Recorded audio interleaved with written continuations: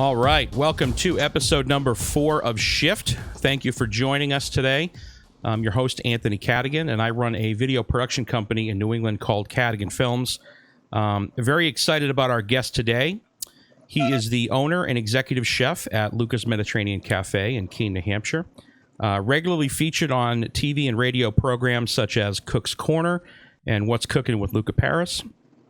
He's a positive force in the community, generally cares about people, and dare I say it, the guy is just a sweetheart. Luca, thank you for joining me today. Please introduce yourself. Tell us a little bit about your culinary journey. All right, man. Hey, a culinary journey, that's perfect. That's exactly where it all starts. I got into this business from the age of like 14 or 15 to enjoy what the business brings. It's a food business, yeah, and we feed people. But early on, I realized that we're an entertainment business. You spend your entertainment dollars when you come to Luca's, or you come to any other place that I've owned or worked or what have you. It's bigger than just saying, hey, come on down and I'll feed you. It's like, let me entertain you. And I got bitten by that bug early. And that's when I started that culinary journey where I liked every part and aspect of the restaurant business. I got into it as a busboy first and got excited about it. I remember the first job I had. I went home, told my dad, he's waiting up for me. I said, Dad, I'm going to do this for a living. And he laughed a little bit because, I mean, you have kids, I have kids. And if they tell you when they're 15, this is what I want to do the rest of my life, Right. You're like, oh, okay, maybe might change your mind a couple of times. I didn't. And this is all I've ever wanted to do. So this was pretty amazing for me. And then it's grown and blossomed and you adapt with the environments. I went from New York to New Hampshire and got to do a lot of interesting things while I'm up here. So thanks for having me on. I love talking about what I do every day.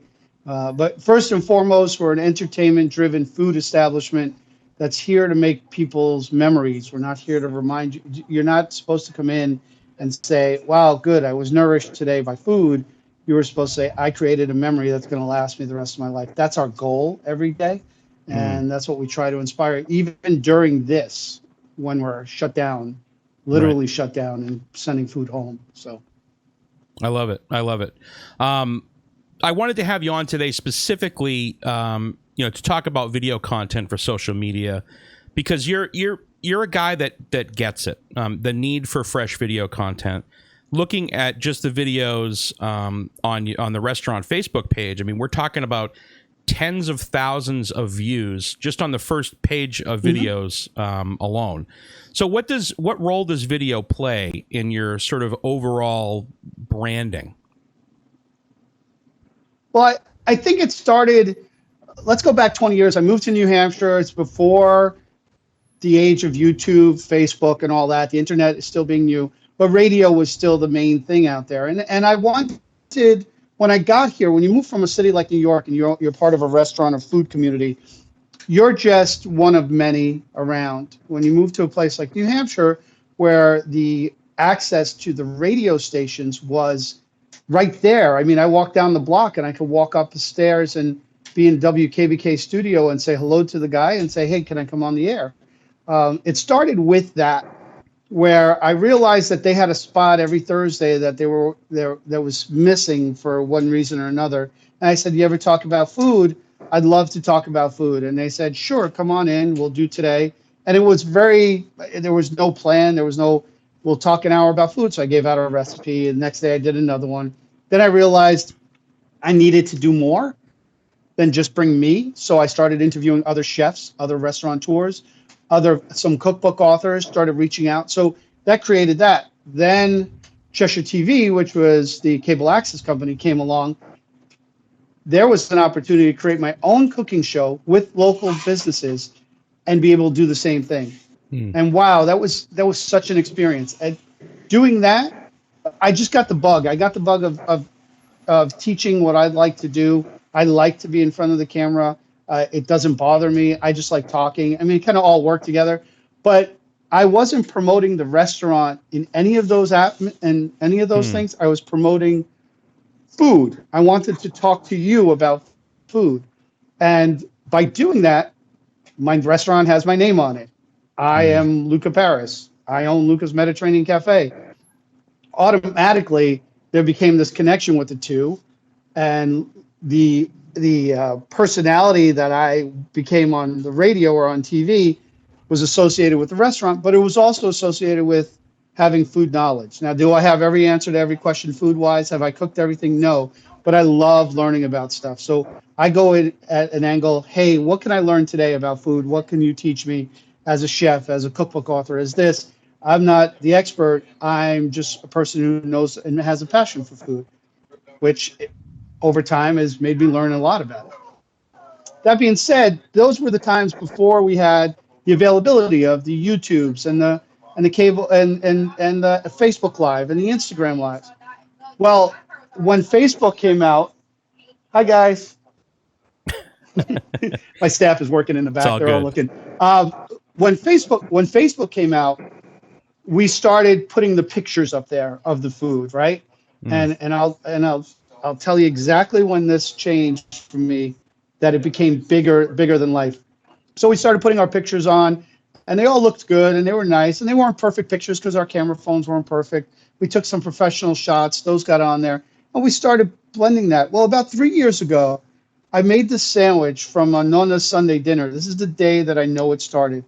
We do Nona's Sunday dinner on Sundays. So the Sunday dinner is sausage, meatballs, slow cooked in a homemade marinara sauce with provolone and all this, but the next day I wanted to sell it as a sandwich. So we put all those sausage and meatballs in a sandwich. And I was taking the picture, had my frame on it. I was like, this looks too good. I want people to see it. Now, Facebook Live was relatively new within the last couple of years, So I took it outside, sat down, put the camera up, and I said, I was going to take a picture of this, but you need to see this. So I held it up and I took a bite. And I went, oh my God, this is so good. I tell you, I sold out of that sandwich so fast. that video there, if you find it, got up to about 9,000 views within the first 6 months. And it was just bigger. And of course, I shared it, and it's built over time. But it was because it was so incredible. And my reaction was real. I didn't eat it before then. It just looked good, and I enjoyed it. So that became part of my repertoire. And then what do you do as far as Facebook Lives and the best thing I ate today, and what is the best thing I ate today? What is the best thing you ate today? Those became little things that we've done, and it just kept growing, and it became a life of its own. And then some people, every time I put it out there as content, what is the best thing I ate today? And videos that were on meant for people to see what we are making here and how I'm enjoying it. Now, I'd say, hey, I'll travel to other restaurants and do it, but I'm stuck here most of the time, so this is the food I get to eat. So that's where it started, and it's grown since then. And utilizing Facebook Live has been a big part of what we do. Great. In a nutshell. Yeah, it's a big nut. Small answers. So, I mean, have you found, like, obviously you use Facebook a lot. I mean, have you found that to be, is there a reason that you're typically using Facebook? Have you found that to be the best platform to share the type of content that you've been sharing?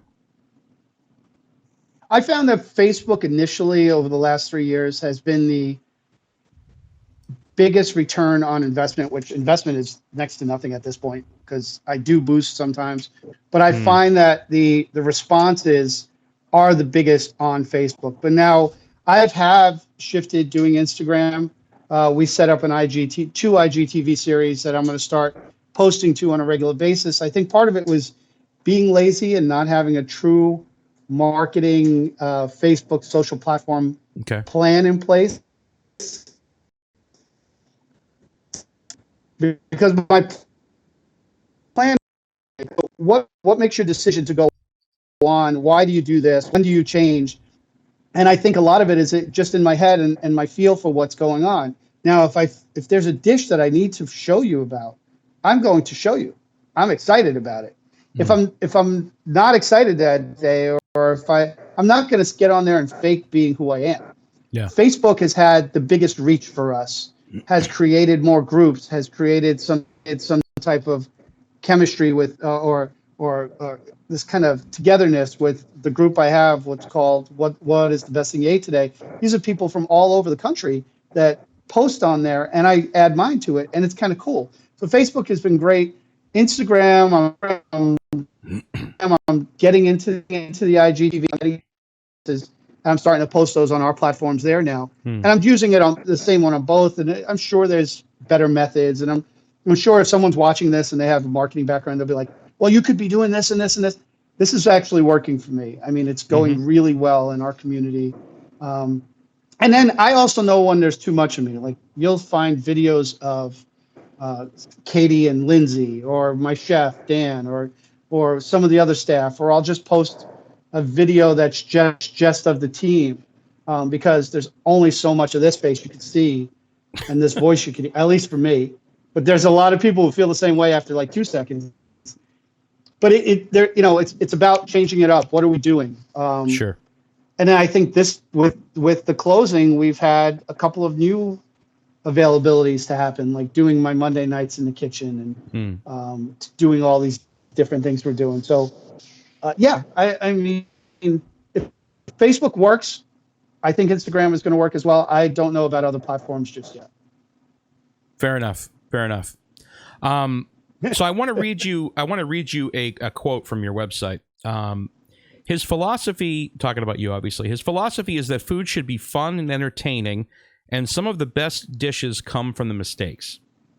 And I think, well, here's why I brought that up. I think a lot of us entrepreneurs, we get stuck in analysis paralysis, and we want everything to be perfect before we start pushing content out there. You're a really busy guy.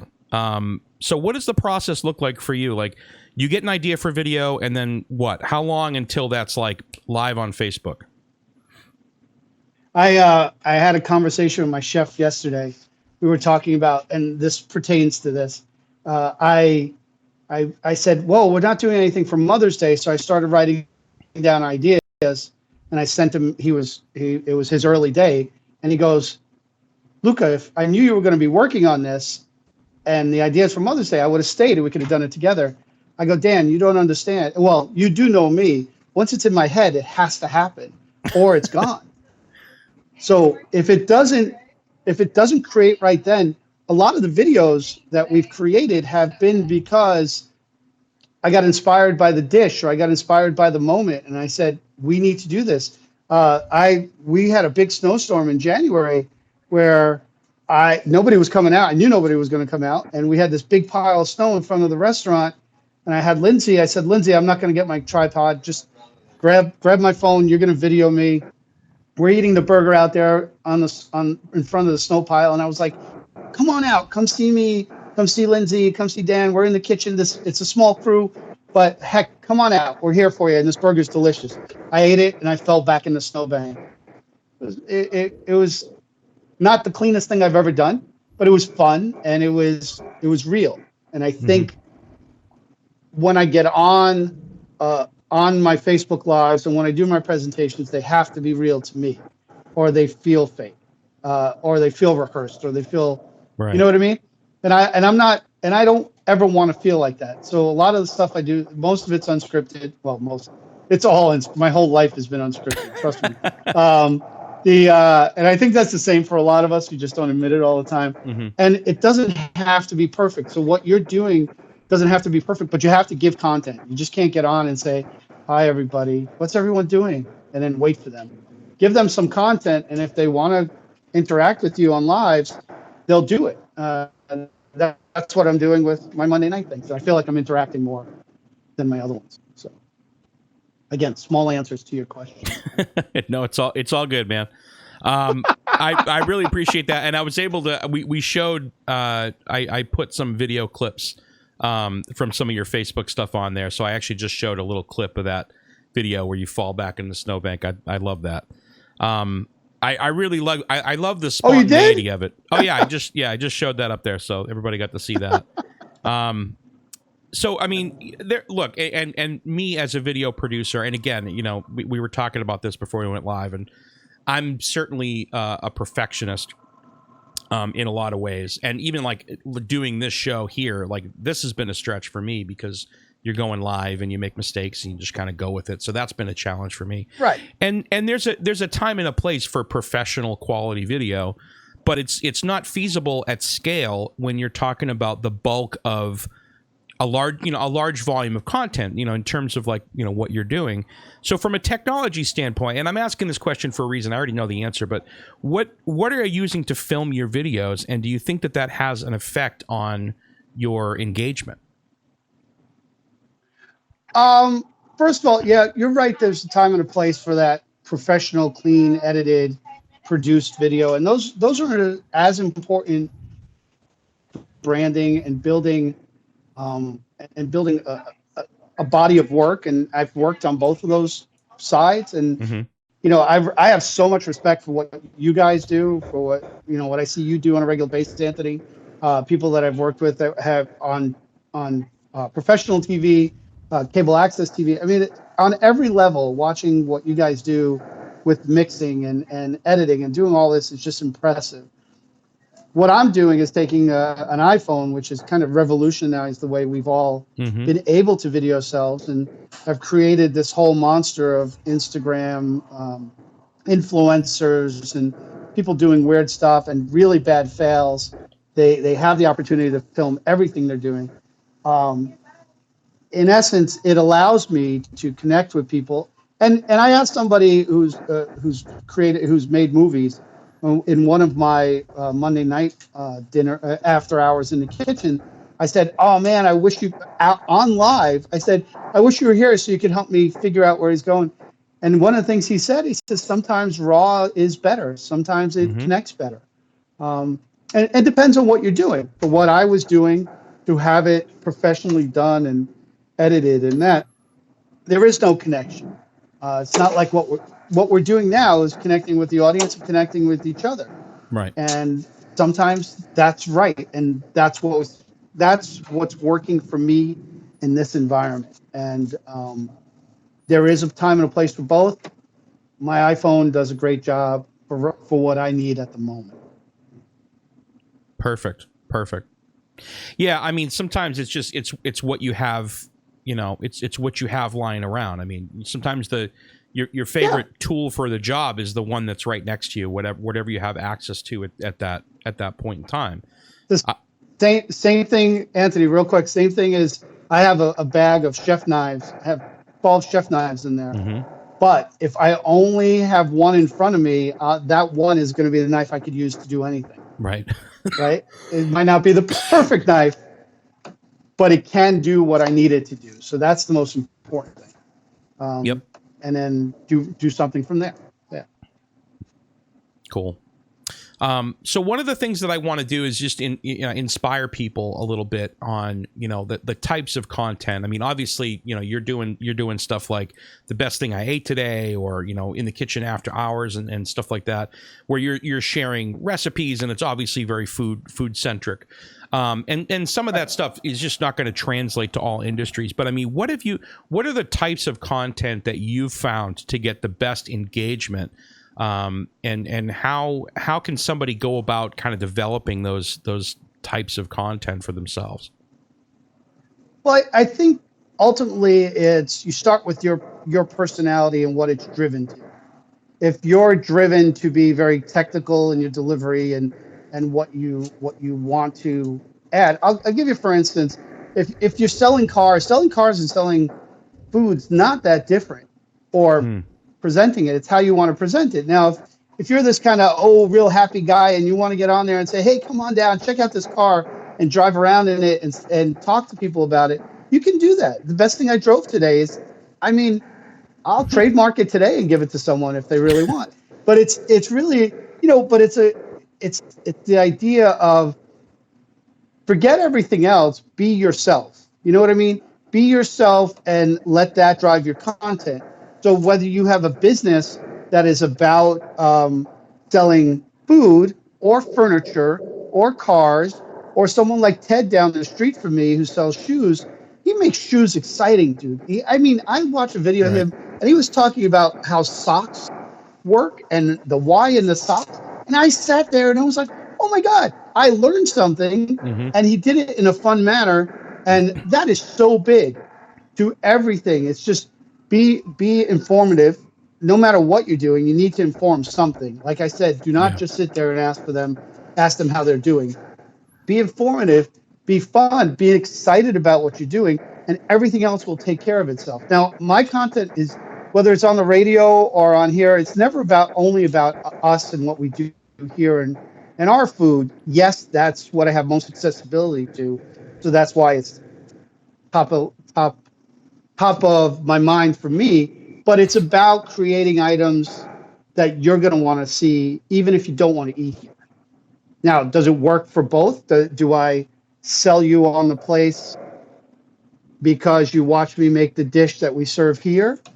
Yeah, there's a percentage of people that go, wow, I want that. There's also a percentage of people go, oh, now I know how to make that. I don't have to go there.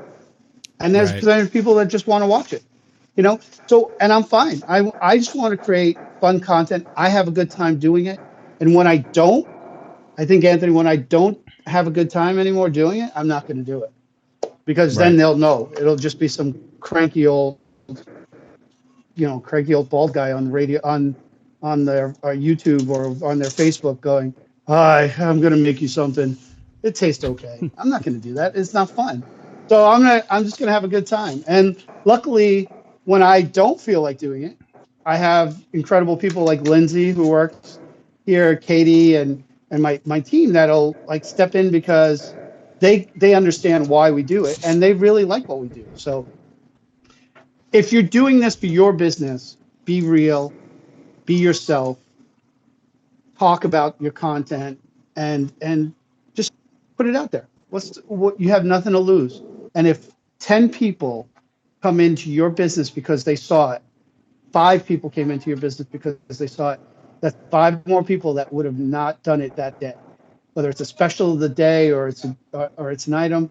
Yeah, I'm honestly, if I was a car dealer right now, I'd be showing people how to change a tire. I'd be showing people what's in an engine. I'll show them what this car that's on the lot looks like. That's such a cool idea. I want to run a car dealership just so I could do that. I mean, it makes sense, right? It transforms, it translates really quick into any business. Think of the business, think of what you do. And it works well. So, and utilize it. Yeah, authenticity, I think, is the key. If you're not doing anything, if you're not doing something from a standpoint of just being authentic, I think it's people pick up on that right away. Especially when you're doing the live stuff. Sometimes it's easy to touch up the pre-recorded stuff, but when you're going live, it's like you have to be authentic because people see right through that. You talked a little bit about like different, being educational, informing people, and being entertaining. Talk a little bit about the balance, like in your own content, between some of like the purely promotional stuff, like, hey, like we have this new dish or there's a special, and just the purely entertaining stuff, or is it always a blend between the two? Like you take a bite of the sandwich and you fall into the snow. Is it always kind of a blend? Is there sort of a formula? I think. Hey, who's that behind me? Is that Dan? Hey, that's my chef Dan, by the way. Hey, Dan. He's really cool. Sorry, you got to give him a shout out.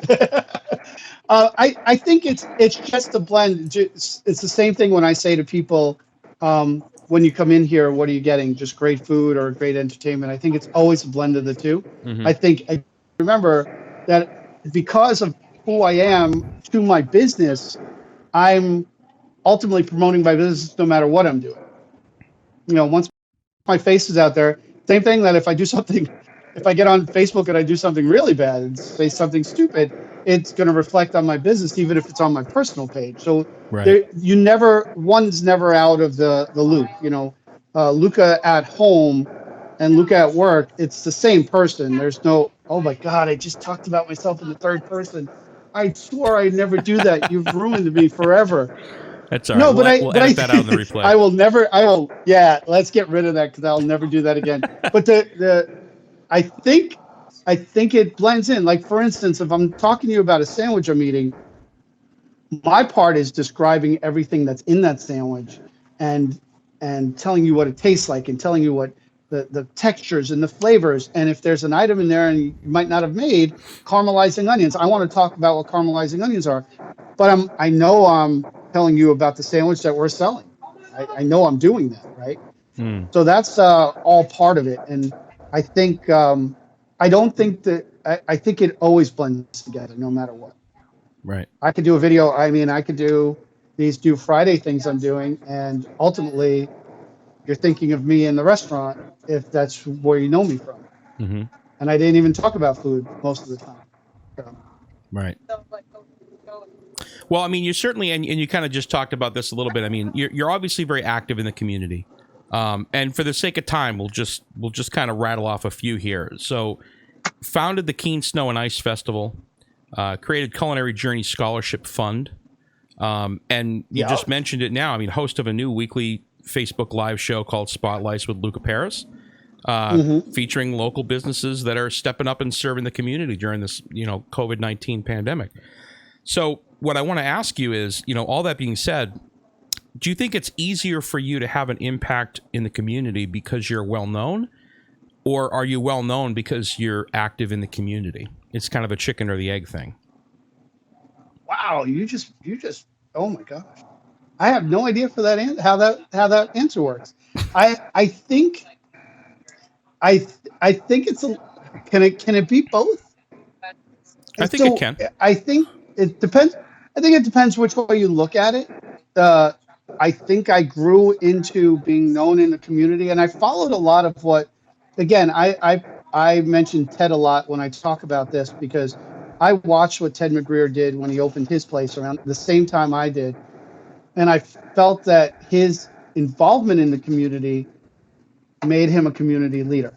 And I felt that, but his involvement in the community wasn't to do that. It was because that was just a natural part of who he is. Hmm.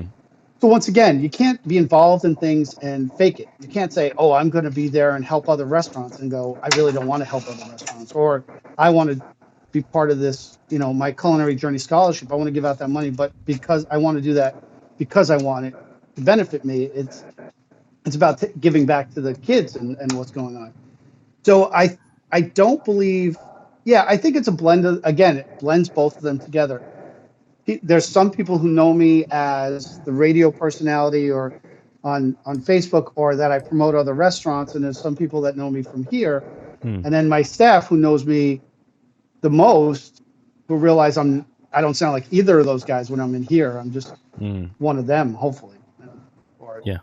I don't know what they say about me, so I don't want to know. But but it's Excuse me. I think certainly fell into the position of because I do care about what other places are doing. I love to promote other people. I feel like the best way for me to do well as a business in Keene is that all the restaurants do well, and then people want to come here. In a different world than the one we're living in right now. Sure. Yeah. That's what was happening. People from Northfield were driving here. People were coming from Manchester to the Keene area. There are new ones opening up all the time with some great fanfare and notoriety, and we just want to keep driving people to Keene and to really have them engage with our restaurant community, and that just builds it. This has put the brakes on that, so now we have to make sure. Now I've transferred energy into how do we keep the restaurant community alive, so when we do come back, Sure. let's see what we can do. So, not that I'm doing much except for being a cheerleader, Y5ing people when I can, or saying, hey, anything I can do for you. I mean, they're all doing it on their own. I've gotten the most of the responses I get back is, "Thanks for being a great cheerleader. Thanks for having a positive outlook. Thanks for doing this." I'm just being me and having a good time where I can, and hope that we all get through it. So it's a combination. Why didn't I just say that, and it would have been a quicker interview? It might have been. No, this is good. We try to do like 25, 30 minutes or so. So that's good. The more you talk, the more content we have. So that's good. All right. You've heard me say that before, obviously. So, I and you've heard me talk from before. So it's not the first time I go on and on and on. No, it's all. You're a known quantity, my friend. It's all good. So, well, you touched on. I didn't really want to talk too much about the pandemic because I feel like the last kind of few guests that we've had, it was really kind of focused on how are you shifting and how are you kind of pivoting with all this. But I mean, do you feel that you're producing content at the same rate as sort of like before COVID-19, or do you feel like it's more important now with everything that's going on to push more content out there? Like, what has your outlook changed on that? Yeah, and I think once again it goes back to it has nothing to do with a structured understanding of what I'm going to do. I feel the moment, and I'll run through 2020 with you, and this will give you a snapshot of just how much things have changed in 3 months. It's from January 1st. On January 1st, we had a big article come out in the paper. So for about 2 weeks, I decided to do no videos or anything because that article kind of took its own energy and grew a lot in Facebook and Instagram. Then we did one video. I did one video myself. Then another article came out, or a big thing about being chosen as one of the top restaurants, one of the top classic restaurants in the country. There were like 3 for every state. We were one of the 3 for New Hampshire, which was a big honor. So that had its own life. After that, I did 2 videos with my staff. I wasn't even in them because I thought I was saturating my own self with too much of this. So we cut back a little bit on that. So this was going into February. I did maybe 1 more video in February, and that's it. Once March came around, on March 16th, I put out a video stating that we were going to change. Now, this is the day before they closed restaurants, that we were going to change the way we do our dinner service. We're going to do seating at alternate tables, so we'll have empty tables in between. We're going to start a to-go system. We know some of you, and it was basically just a heartfelt video. It wasn't a live. I cut it from 2 different angles and just did different couple of things, but it was just straight out. I didn't go back and re-edit it or whatever. And I basically said, I understand what's going on. We as the team are going to be doing this. We want to let you know that if you want to come in, we're here. If you want to take out, we're here. The very Anthony is when they closed restaurants in the state of New Hampshire. I got on live and I said, okay, this is what's happening. It's changed again. And since then, it was about informing. It was about talking. We did a video on what we do as service here, where how we clean, how we do orders, what we wear, the masks. That was perfect timing, huh? Yeah, that was right by. Yep. So all this kind of stuff, I didn't even plan that way. So all this kind of stuff that's important. So and then we just built in, and now we got past this is what we're doing. This is the stay safe, take care of each other. Now we're into content again, and I started doing videos about, doing recipes at home, or this is on the menu tonight. So it evolved as what I felt the need for, or what I felt my need would have been is if I was the viewer, what's my need? What do I feel they need to do? Hi, John. What do I need to hear if somebody was running a restaurant? And it evolved just naturally. It's organic. So yeah, the content's been heavy now. And I just told my guys, I think I've been on too much. You might have to do some videos, but some of these shows are driven by me, like the cooking shows and the recipes and all that. So I keep doing them. And I will be doing more until this is all over. Excellent. Yeah, I mean, this show here was kind of born out of, wanting to get some content out there. I mean, to help people and to kind of stay in touch with people, and definitely shifting more towards live streaming and that sort of thing. So, I mean, my personal view is kind of similar. I think that it exposes the need to really push more content out there because, especially right now, you're in a way you're replacing that, face-to-face contact, and you're still able to let people know, like, hey, we're here, where we're still serving the community. And I mean, I will just say, anybody in the Keene area, you got to go down there and get some takeout right now. It is absolutely phenomenal food. My wife and I just celebrated our anniversary. We got some awesome meals from you guys, and it was great, and we really enjoyed the experience.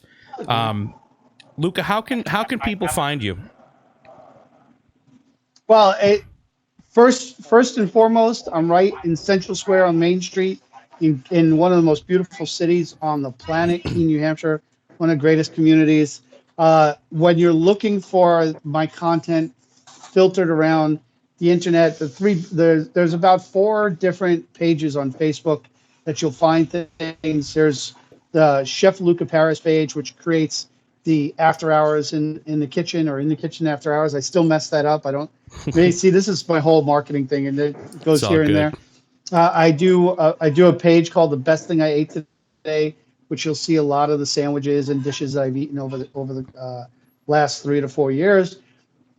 We have a Facebook group from that called What is the Best Thing You Ate Today, which is content driven by other people and across the country, which is so much fun to watch. Videos, pictures, conversations. That's cool. And then Luca's Mediterranean Cafe. That's all Facebook. On Instagram, go to Chef Luca 5 at Chef Luca 5 and Luca's Med Cafe, and you'll get a ton of stuff. And from Chef Luca 5, we started the IGTV series, After Hours in My Kitchen, because the kitchen had too many letters, so we had to make it mine. So it's all out there. You'll find more than me than you really thought you'd ever want to see, but a lot of it is fun and entertaining. I hope I have a good time doing it, and some of it is actually interesting, and you learn a couple of things. So hopefully that happens. A little bit of both. So what I'm curious is about did 4 Chef Lucas open Instagram accounts before you? Is that why you're Chef Luca 5? No, I tried. I was like, how many Chef Lucas are there? There wasn't. So I got on Twitter fast enough and got Chef Luca on Twitter. I just don't use it that often. But when I started using Instagram, I finally got to it. Chef Luca was taken, and I was like, who's this guy? So anyway, 5's my favorite number. It's my lucky number. So Chef Luca 5 happened. Fair enough. Luca, I really appreciate you taking time out today. I know you're a busy guy. I know there's a lot of stuff going on behind you. I really appreciate you devoting the time to chat with me. I think it's been really helpful for people. I know that I'm definitely one of those people that sometimes needs a little bit of a push, especially when it comes to creating content and using social media. So I really appreciate it. I think you shared some valuable insight with us today. So,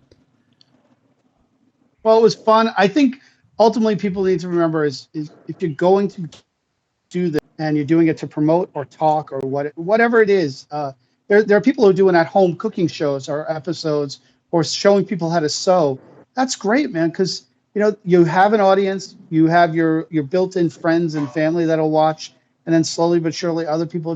Guess what? If you influence one person and you told them something that they learned, or you told a story that made people excited or happy or made people think, just 1 or 2 people, that's what it is. That's how we all connect, right?